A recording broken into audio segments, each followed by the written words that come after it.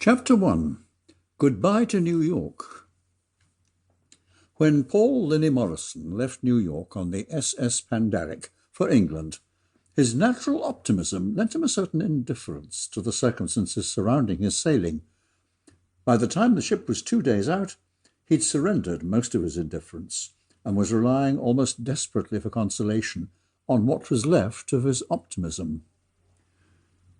It isn't easy for any man to be indifferent or optimistic when he's put into the bowels of a liner to take the place of a sick kitchen hand and is faced with the prospect of a substantial term of imprisonment on reaching Southampton for stowing away. Paul wasn't afraid, he was apprehensive, which is a more uncomfortable emotion than fear. He leaned over the rail of the lower deck, where he was allowed to go for exercise, and watched the slight phosphorescence rippling away from the bottom of the black cliffside that stretched in a gentle, almost imperceptible curve to the liner's bows. It was a clear night, with Orion's swords swinging in the darkness. A cold, freshening wind sweeping along the decks brought to Paul the faint suggestion of land not more than 2 days away. He lit a cigarette, tried to follow the dying red tip of the match as it fell into the creamy, wave-streaked ripple, and then wondered how he could have been such a fool as to have involved himself in this tangle for the sake of what appeared to be, now he looked at it sanely and dispassionately, no more than a ridiculous foible. He blew a cloud of smoke, and, while his ears fed part of his mind with the tune of a waltz coming from the ship's band in a distant ballroom, he tried to review and collect his reasons for stowing away, hoping that the analysis might discover him some justifying motive, but scarcely believing that it possibly could. Paul Linny Morison was an American, born in New York in the year 1906, of an American father and an English mother.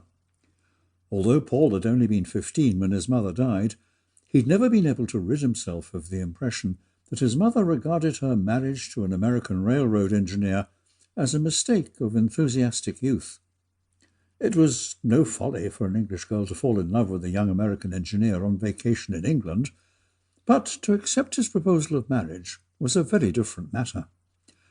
Paul's mother had thought marriage to be no more than the extension into the future of the happiness surrounding love. It was only after her marriage, when, wearied by a long succession of small-town hotels and engineering camps, where her husband moved from one state to another, supervising railroad cuttings, bridge construction, and the dynamiting of mountainsides, that she wondered if she hadn't made a mistake in leaving her mother country. What she finally decided, no one ever knew. Only Paul, as he grew up, half guessed what went on in her mind as she told him tales of her English home and relations.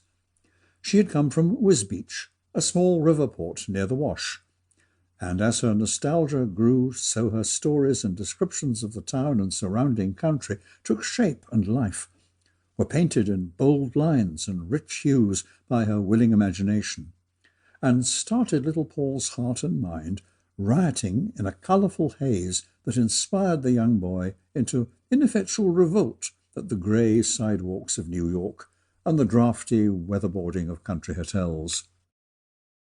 As Paul grew up, England, to him, meant Wisbeach, and although he had inherited most of his father's common sense, he had acquired from his mother a restlessness which occasionally filled him with a daring that paid no heed to the warnings of his intelligence. Not long after the death of his mother, Paul went to an engineering college, and his father, a large, morose man whose idea of perfection was a railroad terminus with a facade like Notre Dame, saw little of him for 4 years. When they did meet, after this period, they discovered that they had drifted so far apart that they might have been strangers, and because they represented the extremes of the same type, they found it difficult to achieve any confidences. They were both uncommunicative. Paul, because he possessed a natural shyness, which a college life had strengthened rather than sapped. The father, because his reticence came from years of isolation with men who were more used to deeds than dialectics.